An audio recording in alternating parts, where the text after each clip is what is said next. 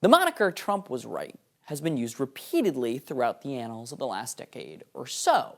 This week saw another quite remarkable incident of that phrase's relevancy. Again, Tuesday, police in Aurora, Colorado detained 19 suspected Tren de Aragua gang members in an armed home invasion and stabbing at an apartment complex. Yes, that very same apartment complex President Donald Trump warned of on the campaign trail, saying had been overrun by TDA. Victims were held against their will. They were actually bound, both the male and the female. They were pistol whipped, they were beat, they were victimized, they were terrorized. This is 100% gang activity. It's gang activity at Dallas. There are Venezuelans involved. So again, there is a high assumption that they may be affiliated with the TDA gang. But again, I am not going to say 100% positively until that is validated and verified. Let me repeat that. Tied up and stabbed. High assumption of a connection to Tren de Aragua. Let me take you back in August. This very apartment complex soared to national attention when a video surfaced that showed heavily armed men going door to door in the complex. The owners claimed that the TDA gang was extorting rent from tenants. Police also said a person was shot and killed outside the complex around that same time. The Tren de Aragua. Have you heard of it? This is Tren de Aragua gang. Nice individuals, very nice. They're in Aurora, Colorado, where you have a very weak and pathetic governor who's petrified of them. This gang is terrorizing law-abiding citizens, including taking over the multiple apartment complexes. But in Aurora, they're like me. They're in the real estate business. They want to go in. The only difference, I use financing, they use guns.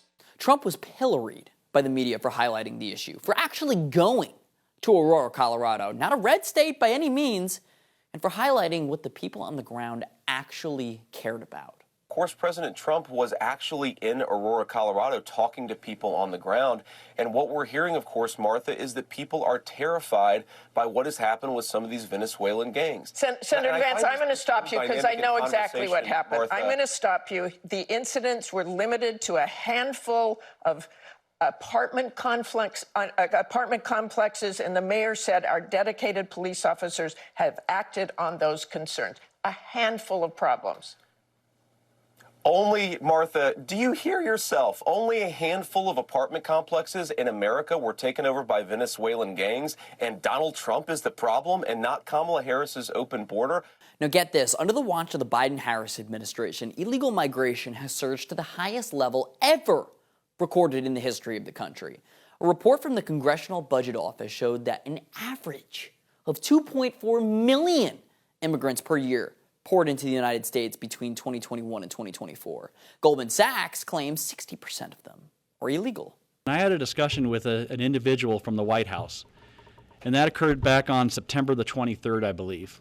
And that person basically told me that, hey, once these immigrants get across the border, that's all we really care about. And to me, that's a problem.